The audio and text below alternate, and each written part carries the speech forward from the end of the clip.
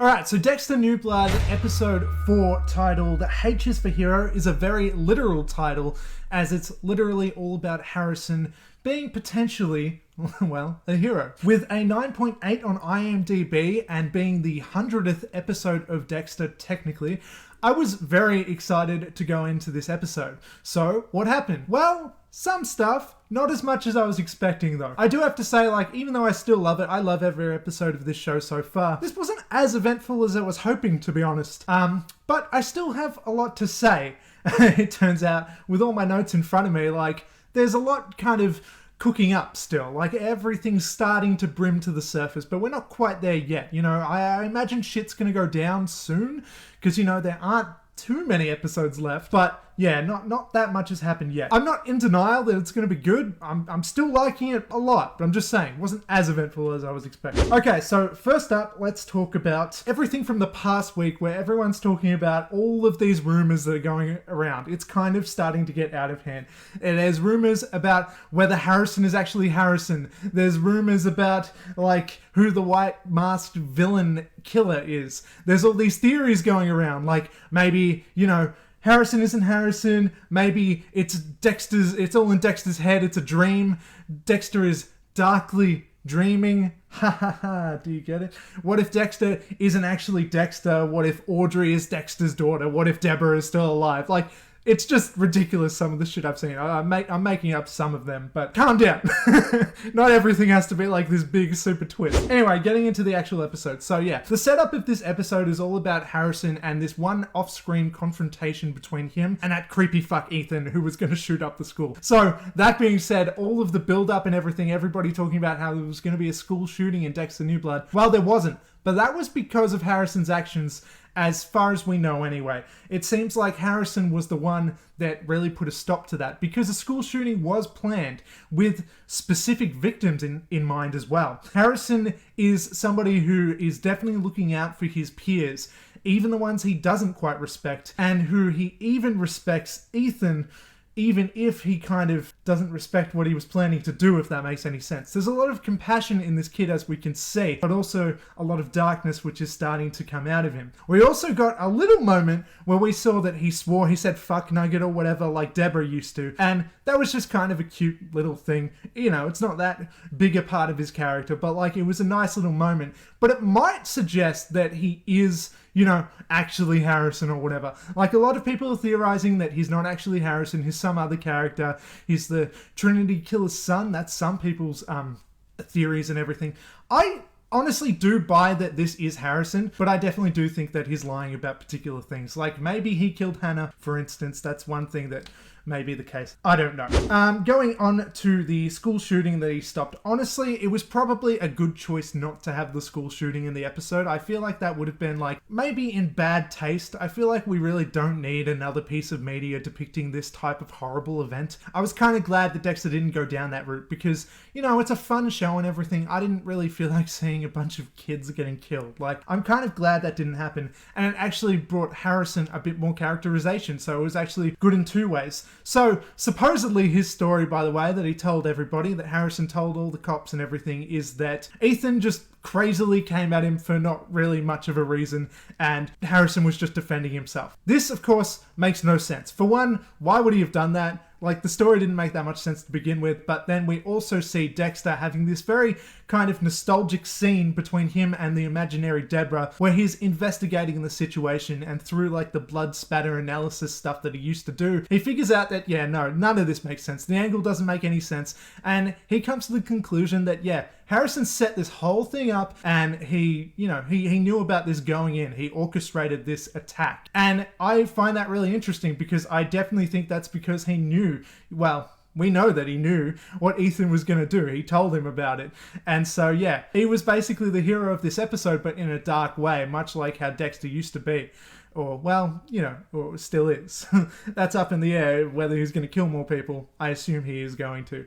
Yeah, Harrison is basically becoming more and more like a little Dexter Jr. here, and going into Dexter's vigilante ways, which is, you know, exciting. There's also this one scene where he goes to visit Ethan in the hospital, and his parents are there, Ethan's parents, and the mum particularly is like basically blaming Harrison. I'm like, come on, I know you're stressed, woman, but fuck right off. This isn't Harrison's fault, but she is stressed. It's a very bad situation. I also love the line when Dexter is investigating that scene that I was just talking about where he says, blood doesn't lie, because that is something that we definitely learned from the original series, that he could like figure out all these different sorts of things and really believably figure out like certain angles and why certain things might have happened and stuff. Like, it's not like quite like CSI or something like that where like it feels like they just magically come up with stuff out of their asses. Dexter always felt like there was at least somewhat of a believable reasoning for how they figured certain things out when it came to the crime scene investigation stuff. And I do like that we saw that here. Whether you think the show took it too far in certain seasons, I've heard people complain about that before, whatever, but this one definitely made a lot of sense to me. Also, the little fun fact, or not fun fact, but the little observation of the episode is that Dexter is wearing a turtleneck in this one scene, and come on, don't wear that, man. You look straight up like a serial killer when you're wearing that. If you've ever seen the show The IT Crowd, Dexter looks like the German cannibal from one episode of that. Don't wear the turtleneck, it's bad look. Okay, next up we're talking Molly Park, the podcaster. For one, she covered the Trinity Killer in an early episode of her podcast, and when we heard her description of that, man, I got chills. Like, we saw the little brief flashbacks of everything that was going on there. We saw the picture of John Lithgow's Trinity Killer, and man, I just got so excited. I don't think he's gonna actually be in it any more than that, maybe, though. People said that he was cast in it. I reckon that just that picture is... that's all we're going to see. Maybe he's going to be like a flashback ghost type of thing, because he is dead. But I think that that picture might just be it, and we were all kind of exaggerating what it might have been. We also see that Molly is a very good investigator. She knows how to find people, as we see with the one potential victim who they thought might have been a victim, Faith Darwas, who was a missing person from the town of Iron Lake. She found who this person was and just found that she was another runaway. But there are 3 people that she absolutely still cannot find. I'm telling you, these are definitely the victims of that white masked killer. Who, by the way, one victim that they never found in the town of Iron Lake is Angela's old school friend named, what's her name? Iris. And I bet she was also a victim of that same killer, because I reckon this is like an older killer who is returning to it. That's total speculation. That might be completely just... I pulled that out of my ass, maybe. That might be entirely not true, but that's just a little guess that I have here. Molly also says a line in this episode about how every good podcast starts somewhere and then goes in a completely different, unexpected direction. Sorry, I don't know why I said it like that.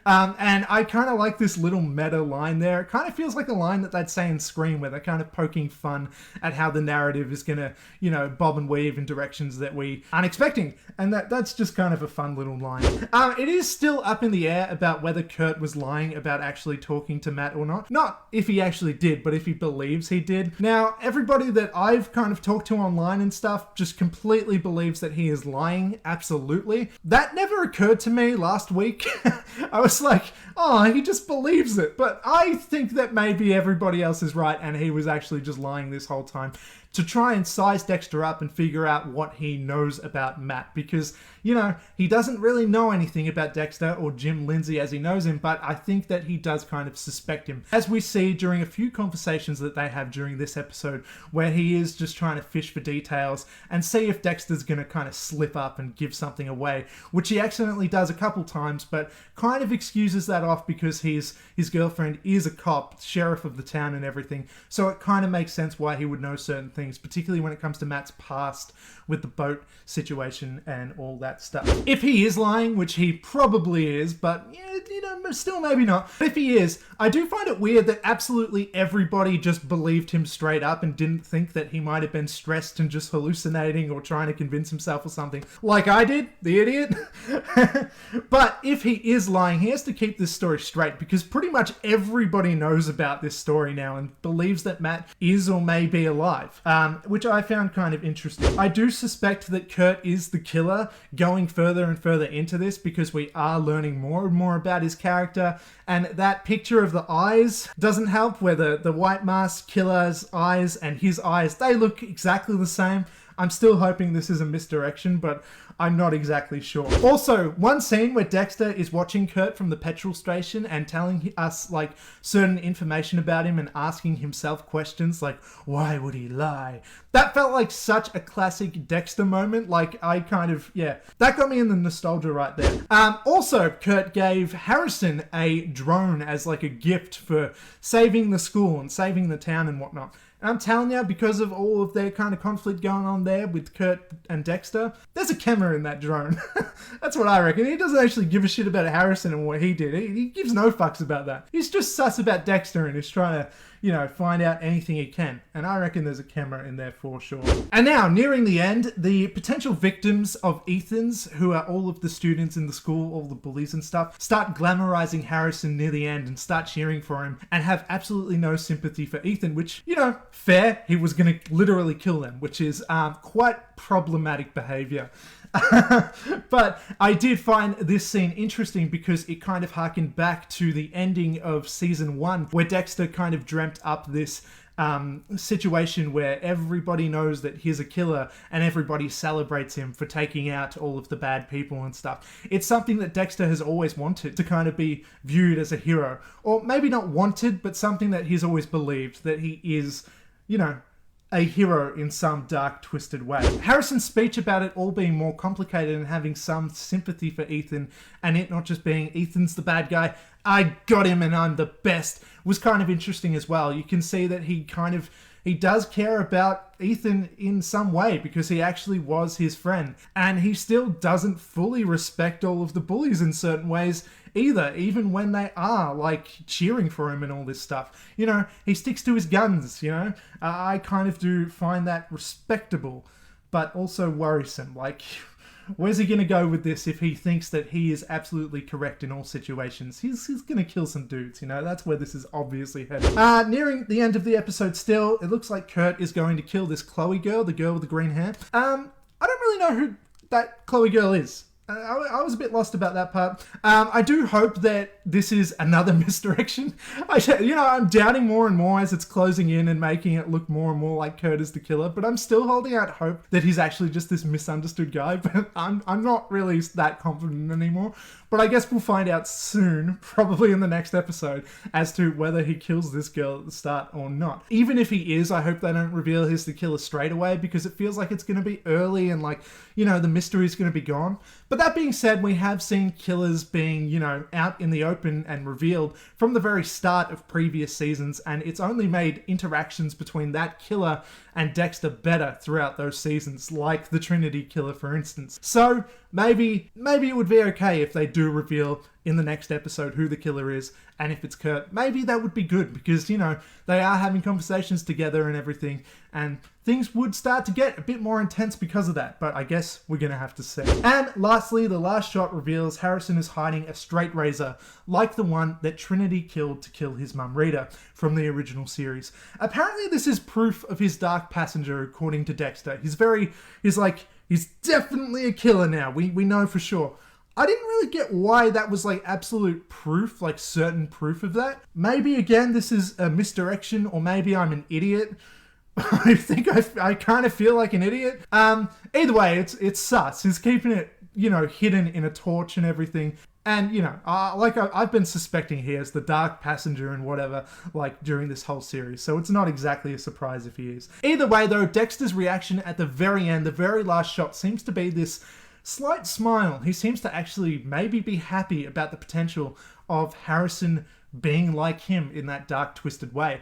And that's kind of really interesting, because I would have thought that he would have been more concerned. And I think he is concerned, but the kind of smile that he shows there, just at that very end, is kind of like, there's something nice about that. I think he's excited about it because he's actually going to understand who he is, and it might actually bring them closer together, again, in a very dark and twisted way. I guess we're just going to have to see how all that goes, as with everything in this series. And that's all that I got to say for this week and everything.